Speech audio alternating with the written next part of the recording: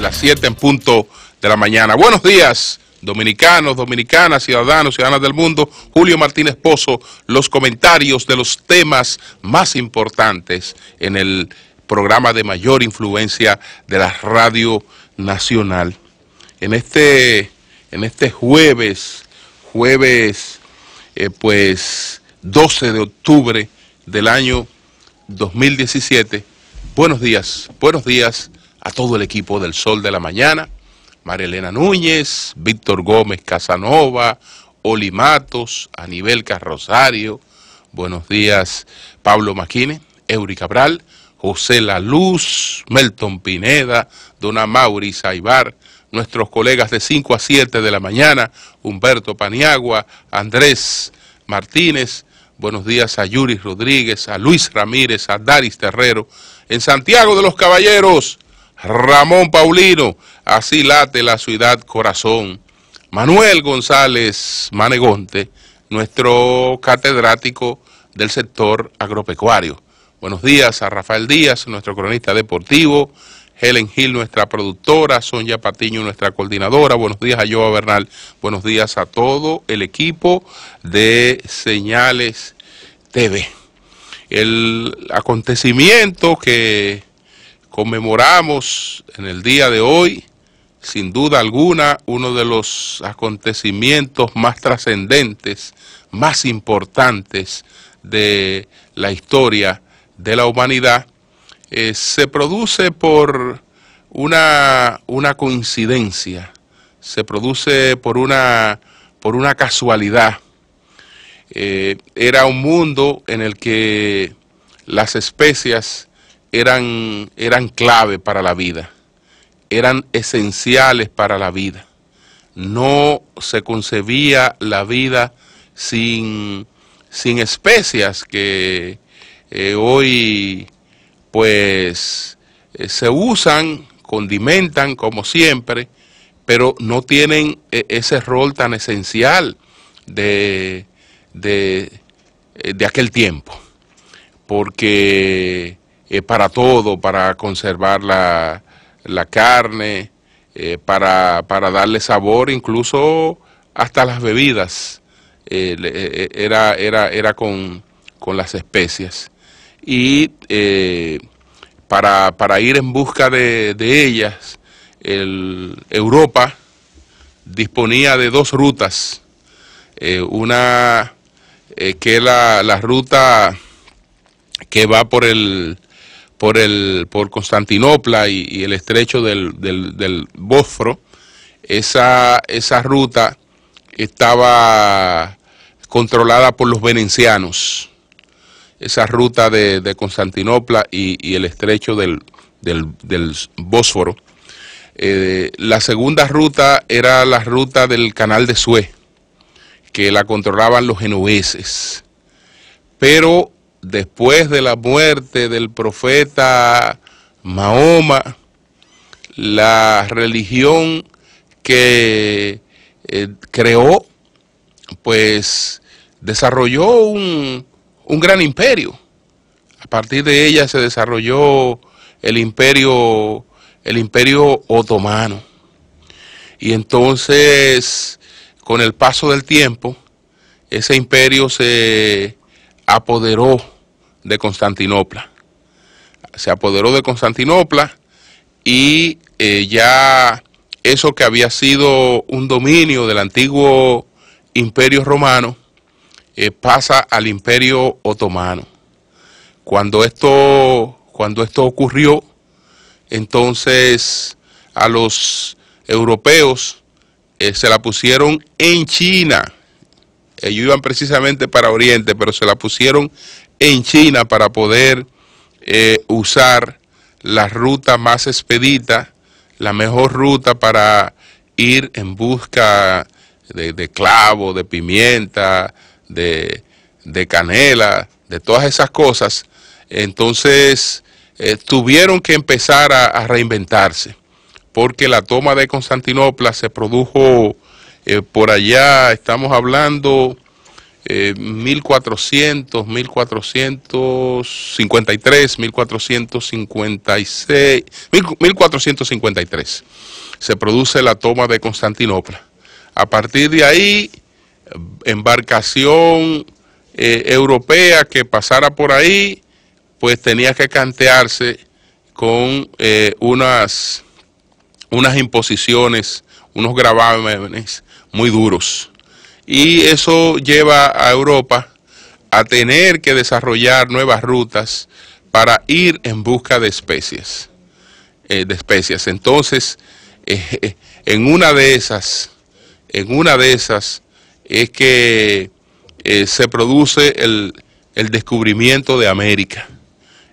Pues en el proyecto de un genovés de Cristóbal Colón, que en principio no iba a ser un proyecto español.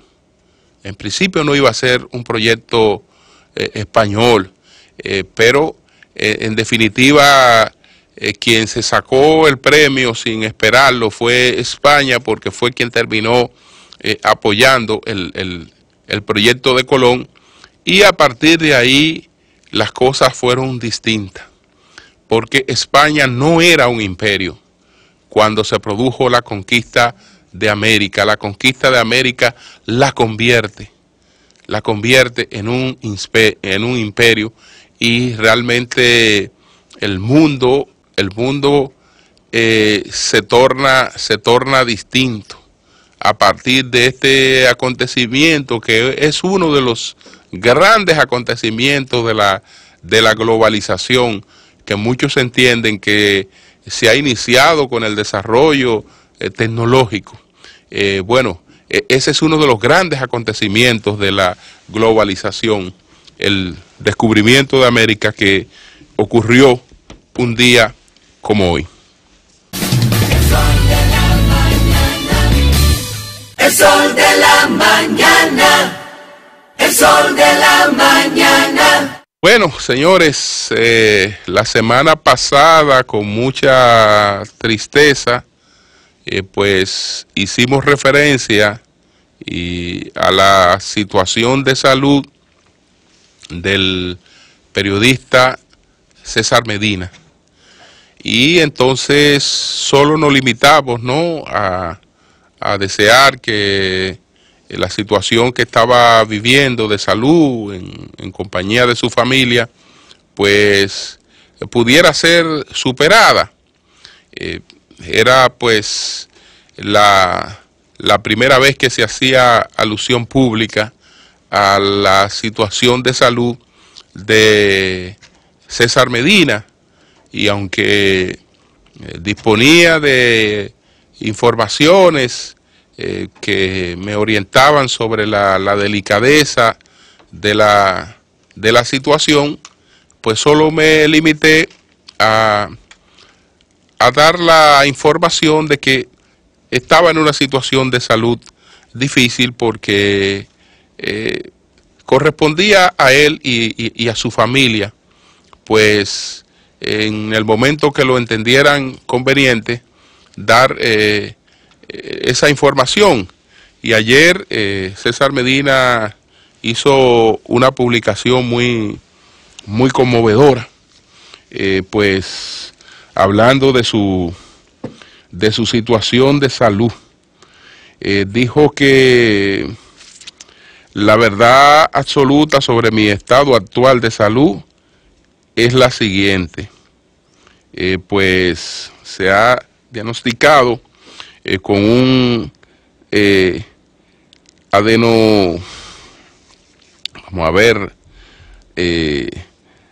adenocarcinoma en la zona hepática, un tumor canceroso localizado en el hígado, que ha llegado a afectarme la vía respiratoria mediante nódulos en el pulmón derecho. El pronóstico no es bueno, pero los médicos que me tratan en el presbítero, él está en Nueva York, ¿no? Bueno, dice, por lo que pasa que aquí está un poco borroso, dice que los médicos que lo tratan consideran que el tratamiento que empezarán a aplicarme en el día de hoy puede tener resultados positivos a partir de los avances que ha alcanzado la investigación científica en el comportamiento de este tipo de cáncer. Como estoy entrando hoy precisamente en la fase riesgosa de esta enfermedad letal, pido a todos una oración por mí y que me permitan, por favor, atravesar este trance tan difícil de mi existencia sin hacer conjeturas ni vaticinios onerosos. Bueno, señores, nos unimos a César, a su familia, deseando, ¿no?, que dentro de la gravedad de la situación que vive, una información sorpresiva, porque tengo entendido que César se entera de lo que está padeciendo pues la semana pasada aquí en la República Dominicana, cuando va a someterse a unos exámenes médicos por una sorpresiva rebaja de peso. Entonces ahí se entera de la gravedad de la situación que compromete su salud y pues salió a Estados Unidos a las comprobaciones de rigor, pero todo lo que se había establecido en la República Dominicana era exactamente lo que se estableció en los Estados Unidos. Entonces, como lo explica él, es una situación muy delicada, es muy difícil el momento que vive, y desde luego que él está preparado junto a su familia para enfrentar lo que venga, siempre de la manera más positiva, porque él ha sido un batallador y no tiene por qué dejar de serlo en este momento. Así es que, César, sentimos mucha tristeza por esta noticia, y sabe del aprecio que siempre nos hemos profesado, aún con nuestras diferencias coyunturales, como ha ocurrido con casi todos, pero ese aprecio siempre ha sido inalterable. El sol de la mañana. El sol de la mañana. Bueno, señores, yo tengo que lamentar la situación que divide si digo al gremio periodístico, se estaría pensando que estoy hablando del sindicato, que estoy hablando del colegio de periodistas. Y si digo a la clase periodística, estaría empleando un término mal utilizado, porque los periodistas no somos una clase. Pero lo que quiero es hacerme entender. Entonces, cuando estoy hablando de gremio periodístico, no estoy hablando del sindicato, no estoy hablando del colegio. No, estoy hablando de la comunidad.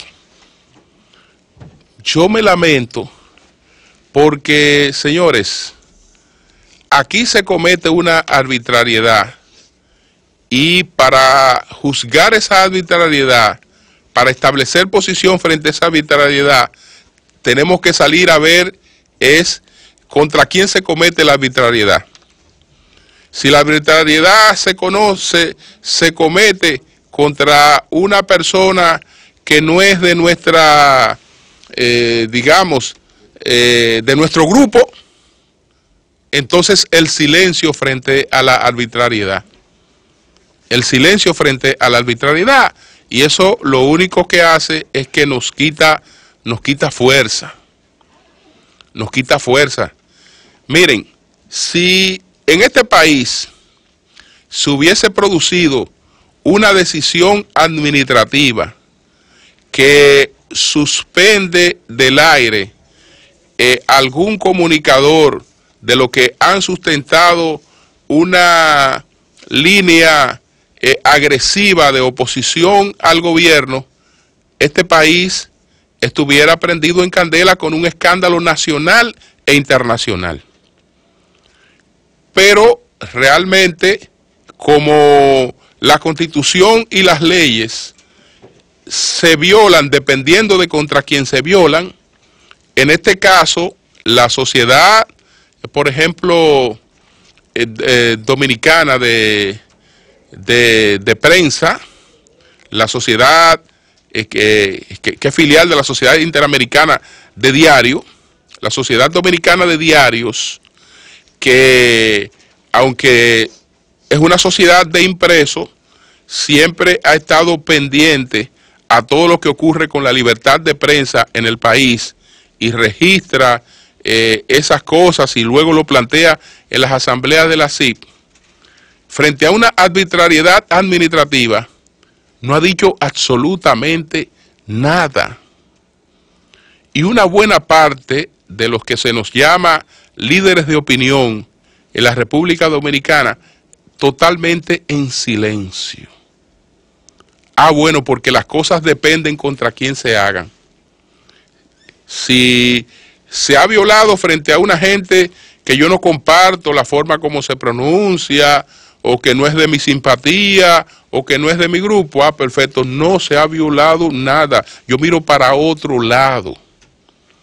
Y así, señores, estamos mal. En este país no hay un solo comunicador de los veteranos, de los que tienen una presencia pública realmente de gran incidencia o de incidencia importante, que no sepa que lo que se ha cometido por esa Comisión de Espectáculos Públicos en el caso de Álvaro Arbelo es una arbitrariedad, es una ilegalidad absoluta. Pero bueno, vamos a esperar que no sea contra él, vamos a esperar que mañana se haga contra cualquier persona de esas que viven insultando a diario al presidente, de esas que le dicen ladrón a cualquiera todos los días. Le dicen ladrón a cualquiera. De todo. Porque aquí se dice de todo a diario. Se dice en este país. Y bueno, como no se trata de una de esas personas, no se ha violado nada. Si hubiese sido una de esas personas, sí hay una violación constitucional, sí hay una violación a normas y principios que son elementales. Y repito, ese no debe ser el criterio. Cuando se viola la Constitución, se viola la Constitución, no importa frente a quién se esté violando la Constitución de la República. El otro grave problema que tenemos nosotros es que realmente sembramos siempre mucha desconfianza en la gente, en el funcionamiento de las instituciones, pero son las mismas instituciones las que se desacreditan. Porque cuando una institución adopta una medida que lo hace solamente por el problema del show público, porque sabe que no tiene la facultad para hacer eso, y que lo que está cometiendo es una ilegalidad, y que tampoco tiene las herramientas para aplicar lo que está decidiendo, entonces es una cuestión que se torna en ridículo y la gente después dice, bueno, pero es que aquí las cosas frente a algunas vacas sagradas no funcionan, porque aquí las cosas nada más funcionan frente a los pequeños. No es que funcionen frente a los pequeños, es que si se comete una arbitrariedad frente a una persona que sabe que es una arbitrariedad y tiene los mecanismos para oponerse y resistir esa arbitrariedad, no le van a aplicar absolutamente nada. ¿Qué es lo que está diciendo ahora la bendita Comisión de Espectáculos Públicos? Que se va a ir a la justicia. Bueno, pero es que ese era el único camino que tú tenías. Es que tú no tienes ningún otro camino.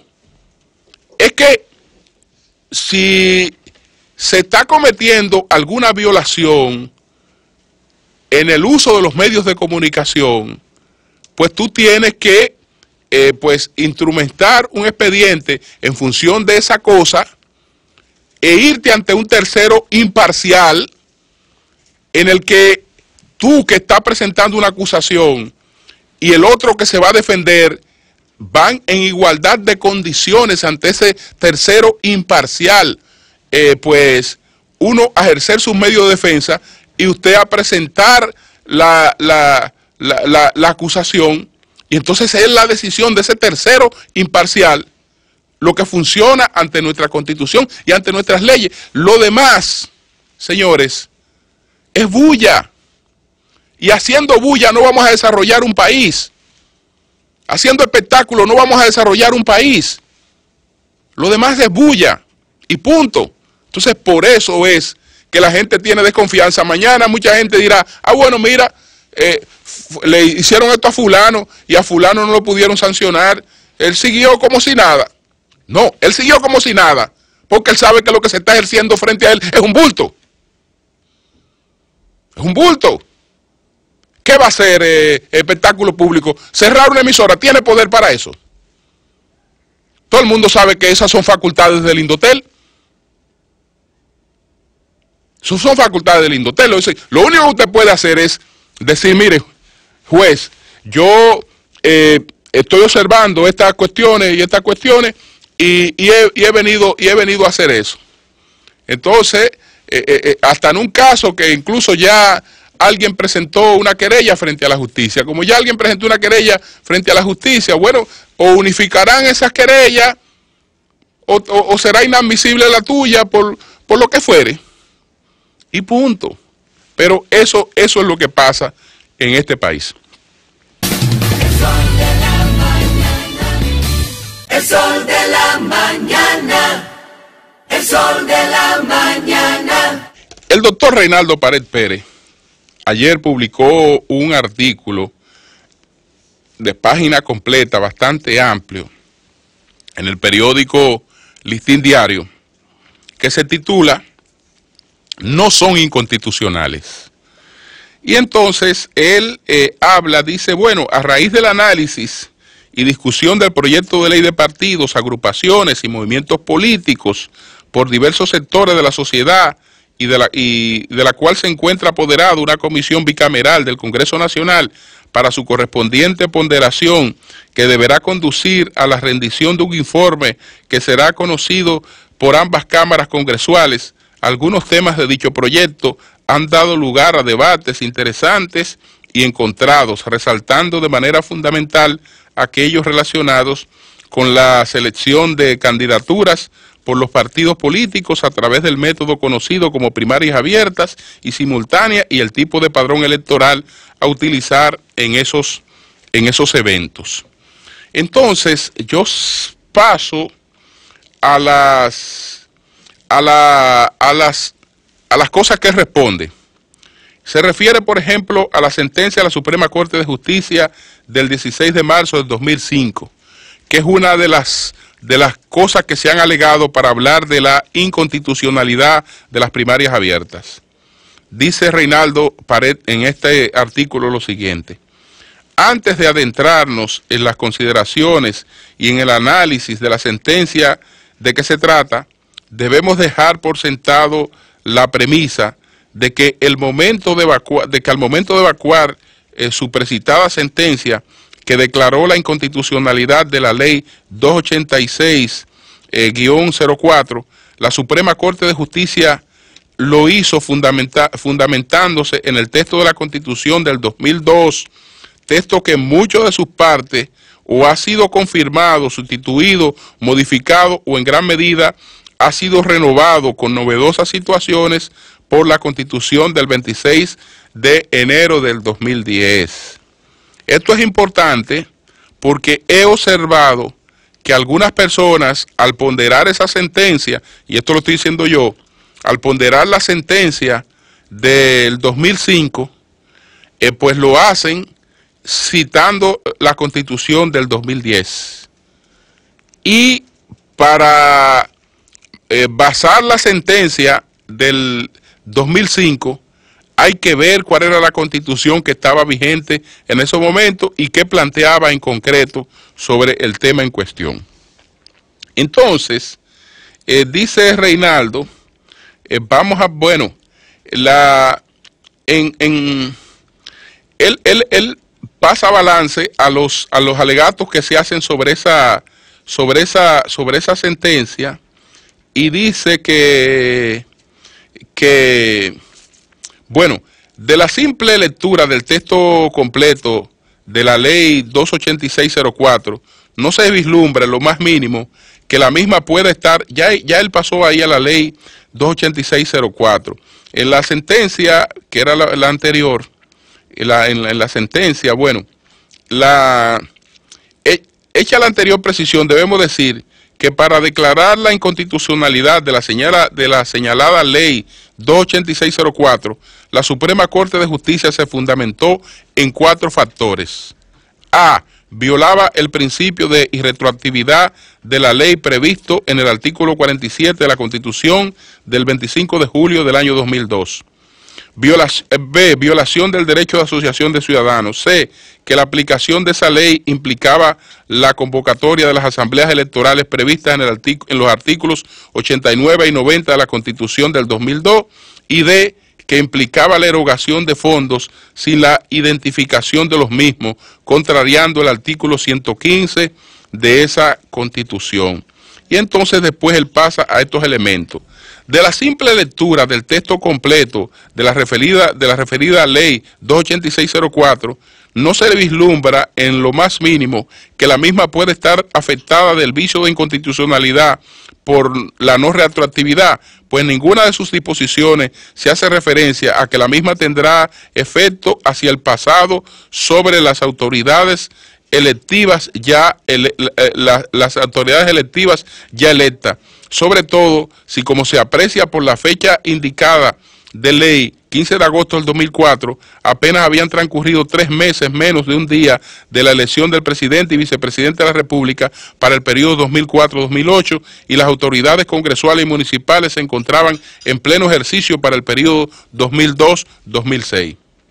En cuanto a la libertad de asociación, la Constitución del 2002 consagraba la misma en el numeral 7 de su artículo 8, cuando establecía de manera textual: la libertad de asociación y de reunión sin armas, con fines políticos, económicos, sociales, culturales o de cualquier otra índole, siempre que por su naturaleza no sea contraria ni atentatorias al orden público, a la seguridad nacional y a las buenas costumbres.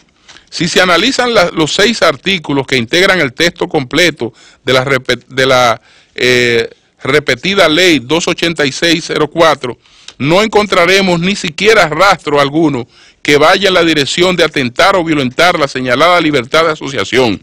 Todo lo contrario, en ella se armonizan la participación conjunta y combinada de los partidos políticos con la Junta Central Electoral para la organización y montaje del sistema de elecciones primarias mediante el voto universal, directo y secreto. Como ustedes saben, yo estoy saltando porque el artículo es amplio y entonces no hay tiempo para leerlo completo.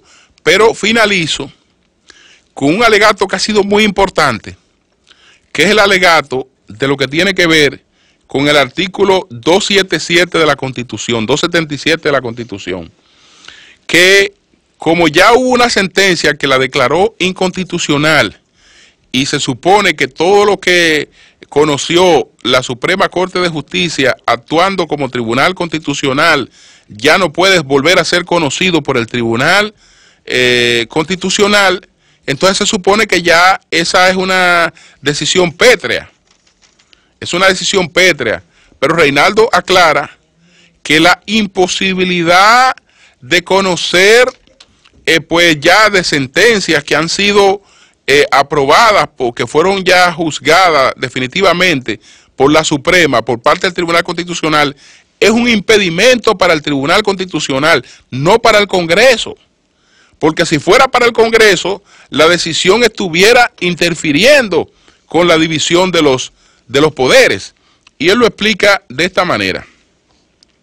Otro de los argumentos enarbolado por quienes se oponen a las primarias abiertas y simultáneas para la elección de candidatos a cargos electivos por los partidos políticos es aquel según el cual una disposición a tales fines violaría el artículo 277 de la actual Constitución. Nada más alejado de la verdad y de una interpretación correcta del artículo 277. En efecto, como veremos a continuación, lo que dispone dicho artículo es un impedimento al Tribunal Constitucional de examinar las decisiones de la Suprema Corte de Justicia que hayan adquirido la autoridad de la cosa irrevocablemente juzgada con anterioridad a la proclamación de la Constitución del 2010. Este artículo 277 de la vigente Carta Magna, completamente transcrito, reza así: decisiones con la autoridad de la cosa irrevocablemente juzgada. Todas las decisiones judiciales que hayan adquirido la autoridad de la cosa irrevocablemente juzgada, especialmente las dictadas en ejercicio del control directo de la constitucionalidad por la Suprema Corte de Justicia hasta el momento de la proclamación de la presente Constitución, no podrán ser examinadas por el Tribunal Constitucional y las posteriores estarán sujetas al procedimiento que determine la ley que rija la materia. Como puede observarse, simple y llanamente este artículo le establece, repetimos, un impedimento al Tribunal Constitucional de revisar aquellas decisiones de la Suprema Corte de Justicia con la autoridad de la cosa irrevocablemente juzgada, sobre todo en materia constitucional. En definitiva y a manera de conclusión, las disposiciones previstas en el proyecto de ley de partidos, agrupaciones y movimientos políticos relacionadas con la implementación del sistema de primarias abiertas y simultáneas para la elección de candidaturas a cargos electivos en nada violan el contenido de todo el texto de nuestra Carta Magna actualmente en vigencia. Esa es la posición del doctor Reinaldo Pared Pérez, expuesta en un artículo publicado en el periódico Listín Diario, que tienen oportunidad de leer los que aún no lo han leído, buscándolo ahí en los medios digitales, este artículo del doctor Reinaldo Pared Pérez. Cambio y fuera, Mauricio. El sol de la mañana.